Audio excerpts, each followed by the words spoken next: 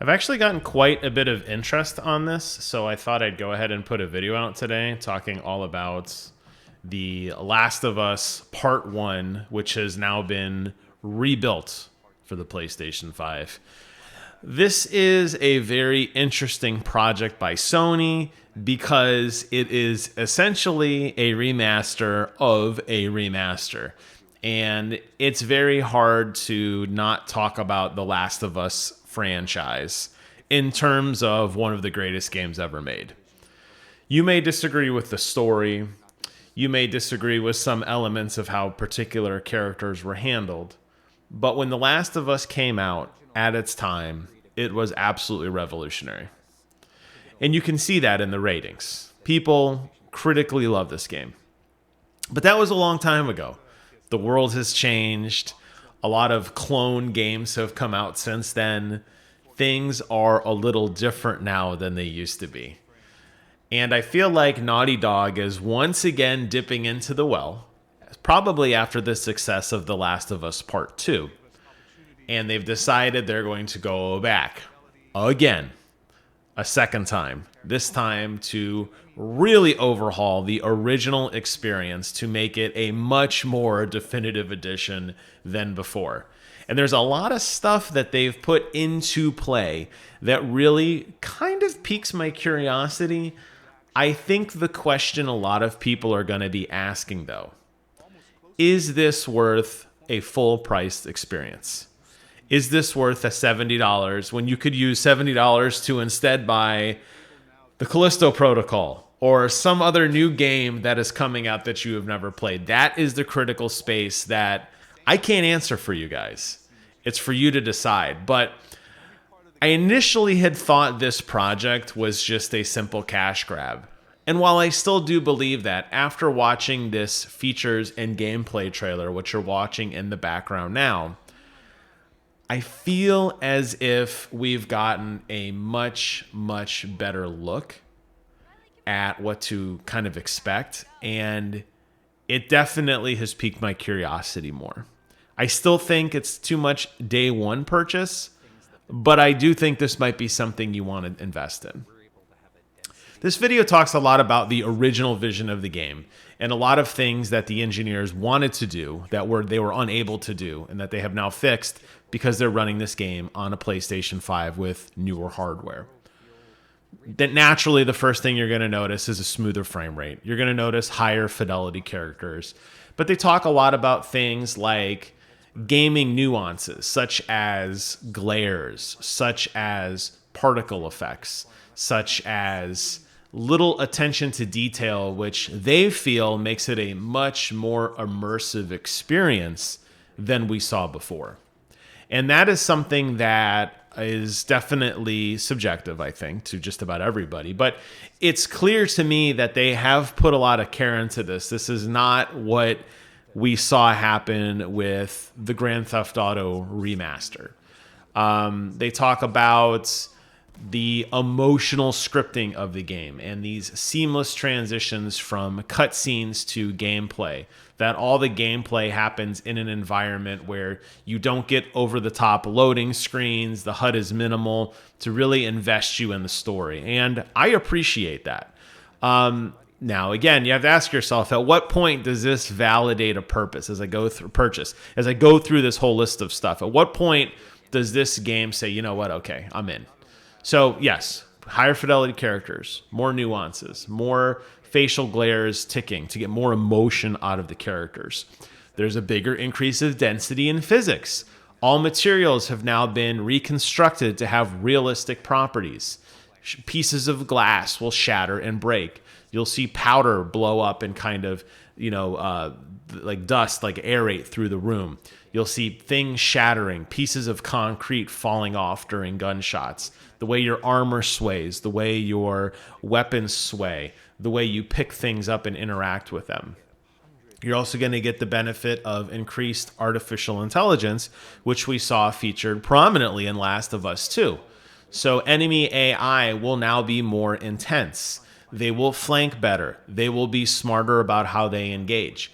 They will try to fight you, not just very systematically of walking to the nearest position of cover and patiently waiting to die, but they will try to move around cover in a more uniform way. They will call out to each other, and they will try to attack the player. So they think this would bring additional gameplay value. The buddy system, which a lot of this game features you working with Ellie, but that buddy system, they said that they've worked out a new AI system for what they call exposure and future exposure, which provides more lifelike and complex decision making, so that when Ellie is running around behind cover trying to avoid being detected by an enemy, she knows where the AI is going to go so she doesn't accidentally run in front of their field of view. This is supposed to be less immersion breaking. It's supposed to make you really feel like she's smart enough to understand places she can and can't go so that she doesn't break the immersion.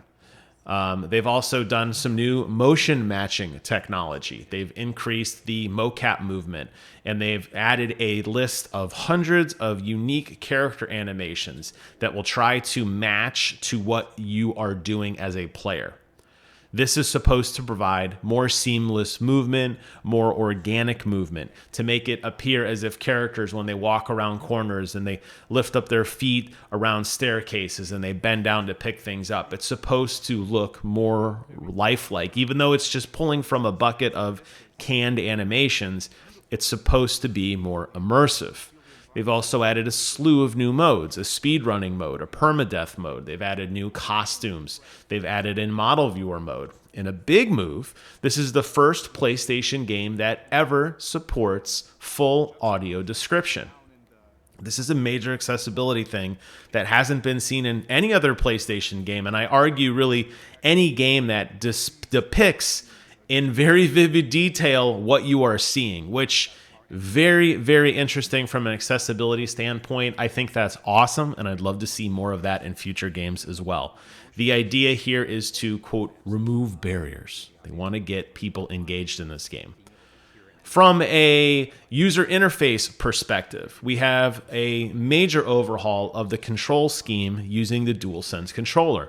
There are new haptic control feedback with adaptive trigger feedback on top of that, where resistance in guns and resistance in clambering and rolling and jumping are altered dynamically. The example they gave is pulling back a bow. And if you've played Horizon Forbidden West, the sequel, you know that when you draw back the bow, you can feel the trigger kind of getting tense.